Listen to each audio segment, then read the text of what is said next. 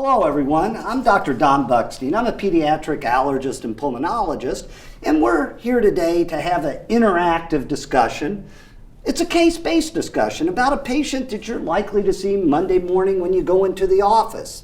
This is called problem-based learning. How many of you have done problem-based learning in the past?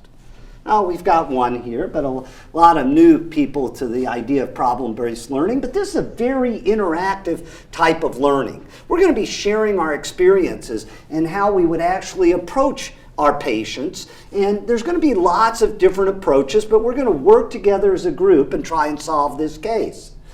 Many things in medicine aren't black or white. There are a lot of shades of gray, so I want you to bring your opinions to the group. There's no wrong answers. You may disagree with the guy or gal next to you, but everything needs to be brought to the group. Now, we do have one rule. Like everything, there's rules, and our rule is we need to stay on label. The FDA frowns at us going off label, so I'm going to bring you back to on-label discussions of the medications and therapies that we discussed. So, I want everybody to go around the room, introduce yourself, tell me a little bit about your specialty, what you do in the office, and maybe what you like to do in your spare time. Okay, now that everybody's introduced themselves, we know each other a little bit, do I have a volunteer from the group to read the first page for the group? Jim K. is a 28-year-old Caucasian male who presents to your office for sore throat, cough, and headache. He stated that he started out with a runny and stuffy nose for several days, and now, after about 4 days, he's developed a greenish-yellow nasal mucus. He stated that he gets sick like this several times a year, mostly in the fall and the winter, and if he waits too long, it turns into bronchitis.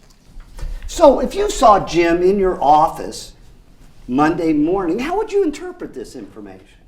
Well, I'm thinking he's developed a sinus infection from a viral URI. Well, I disagree. I'm not sure he's been sick long enough that a viral URI would have developed into a bacterial sinus infection at this point. Well, we've got Aaron over here that's not so sure about sinus infection, and maybe it's just a viral URI, and we've got Jen to say, maybe it is a sinus infection. What do the rest of you think?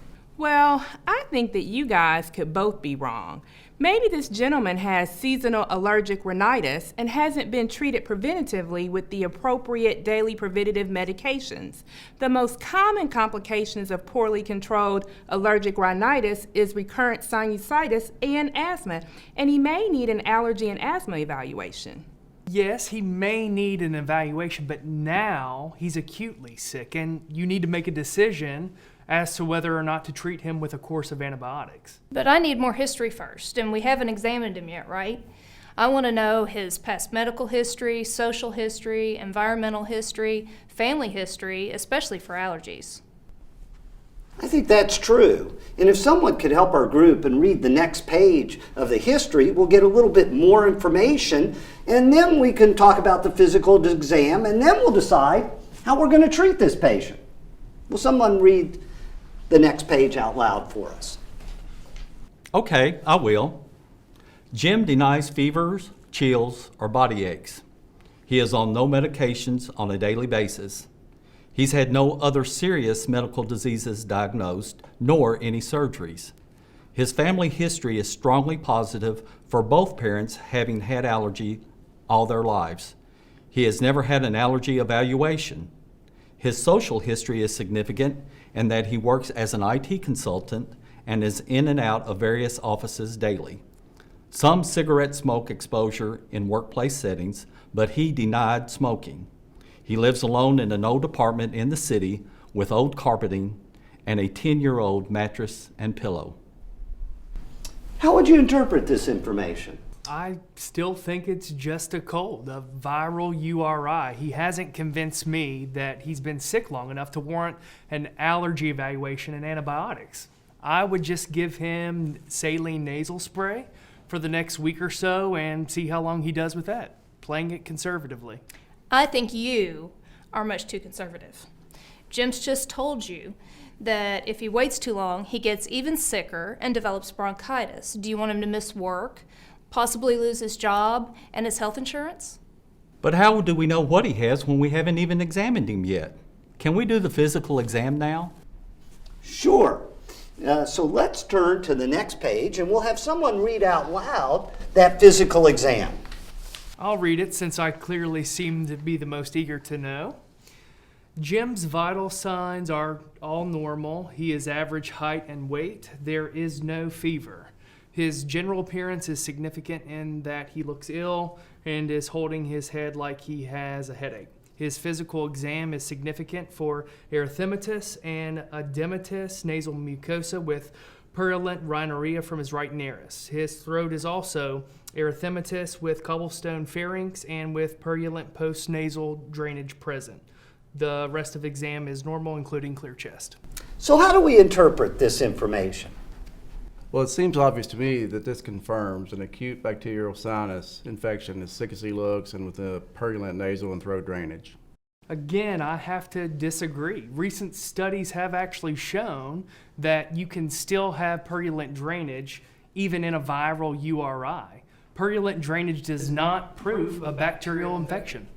Well, Dr. Hendrick here thinks that it's likely to be a sinus infection, and Dr. Reed's contending still, no, it's a viral URI. What do the rest of you think? Well, I might consider a sinus x-ray at this point to try to prove if he has a sinus infection or not. There are clinical studies that acute bacterial sinusitis is a clinical diagnosis and that a sinus x-ray is not conclusive most of the time and probably a waste of healthcare dollars, which we all should be more concerned about these days. I would just treat him at this point with generic amoxicillin, BID for 10 days, and nasal saline sinus washes, and see him back in 10 days for follow-up to see if he improves. I would probably consider referring him for an allergy evaluation to rule out allergies in case it's important to change his environment due to allergies, and start him on preventive seasonal allergy medication. I would also start him on Flonase generic. It's inexpensive and it really helps patients with sinusitis. We all need to recognize that Flonase, and for that matter, no nasal steroid, is indicated for the treatment of acute bacterial sinusitis. Flonase for sinusitis is an off-label use. So the indication for Flonase really is seasonal or perennial allergic rhinitis in patients 4 years of age and older. Let's move on to some on-label therapies, okay? Anyone? Well, then I would just use saline irrigation with a neti pot. What do you think, Dr. Buckstein? Well, as I said at the beginning, it's not necessarily what I would do. We want to get the group's opinion. And it's okay to disagree with each other, and we had a lot of that today. The subject of acute bacterial sinusitis is really a difficult one. There's no black and white answers. There's a lot of shades of gray. But whatever we choose to do, it's really, really important that we have good follow-up, that we see this patient back in follow-up in the next few weeks.